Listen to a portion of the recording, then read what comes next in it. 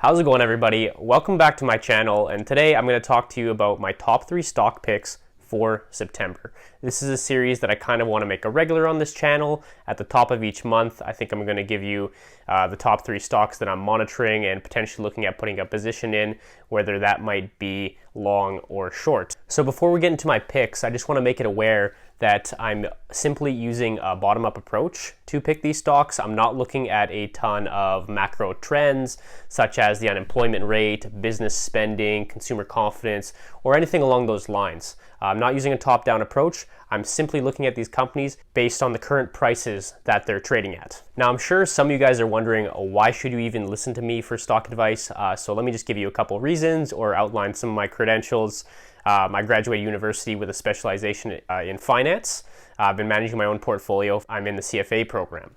For those who don't know, that's the Chartered Financial Analyst program. I'm currently writing my level 1 exam in December 2019. On top of that, I've averaged nearly a 20% return over the past 4 years. That being said, we've been in a bull market for almost 9 to 10 years now. It's almost like shooting fish in a barrel at this point. So that being said, I'm not an investment professional. I am by no means a financial advisor, and everything that I say here, you should certainly do your own research before deciding to put any money in the stock market. So without further ado, let's go ahead and get into it. My first pick is TripAdvisor. The two main reasons I like this stock is the current price it's trading at, and they also have a powerful network of review content larger than any other major competitor. So nearly 490 million people consult TripAdvisor's website every month. They have access to over 8+ million venues across the world and have a total of about 760 million reviews all across their brands. And they have about 25 total brands. They're also available in 49 different markets in 28 different languages.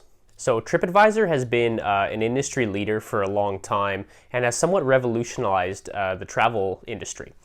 They have more online content and reviews to access than any other of their competitors. Now, a lot of their competitors are private, but for the sake of this video, I did create a comps table with their two major public players, their two major public competitors, which are Booking.com or Priceline and Expedia. So some reasons you might want to buy TripAdvisor. They're trading near their all-time low, near the bottom end of their 52-week range.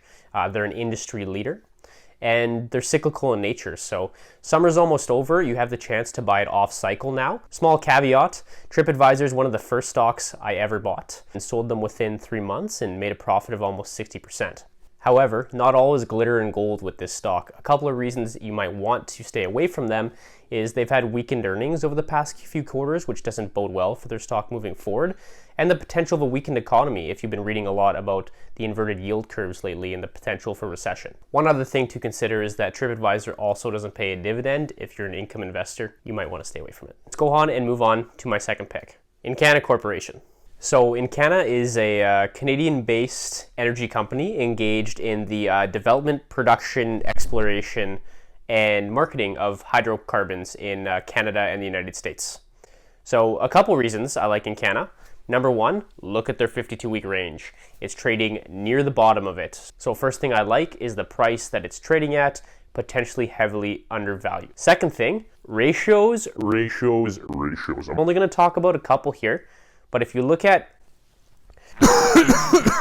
I'm only going to talk about a couple here today because you can really go massively in depth to the ratios in this company compared to their competitors. But I have a comps table here that I'm going to pop up on the screen for you guys. Notice too that Encana is one of the smaller companies in this competitors table. They have one of the smallest market caps out of all the energy companies in Canada. These shares have been under massive distress all year, down nearly 70%. From their 52-week high.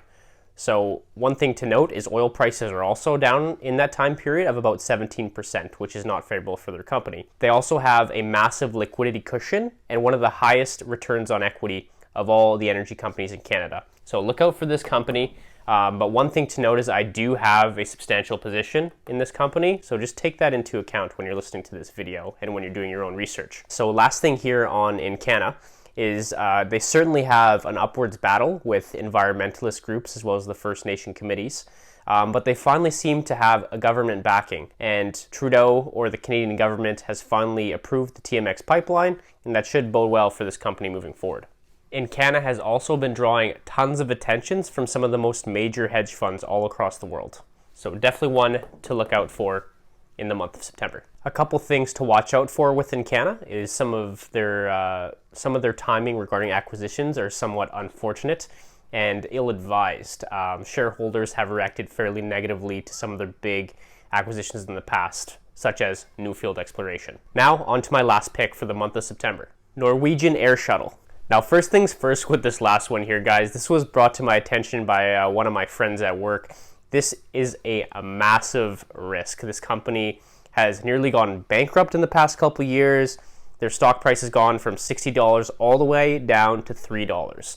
So just beware, you need to have the right risk tolerance if you're considering investing in this company. What essentially has happened with Norwegian Air Shuttle is a lot of airline companies typically diversify their fleet by buying from multiple plane manufacturers across the globe. A couple years ago, Norwegian Air Shuttle bought a ton of 737 Boeing airplanes, which are currently grounded for the foreseeable future. The only reason I'm even recommending this to you guys to take a look at is that if these planes ever get off the ground again, NWARF for Norwegian Air Shuttle might have a field day. $60 all the way down to $3.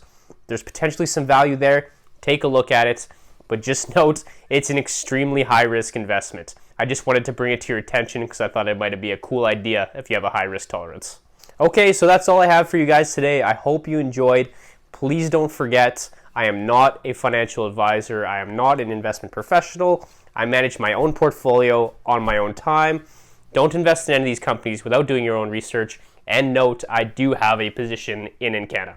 Hope you guys enjoyed. Don't forget to like the video, subscribe, and share with a friend. As usual, have a prosperous day, guys.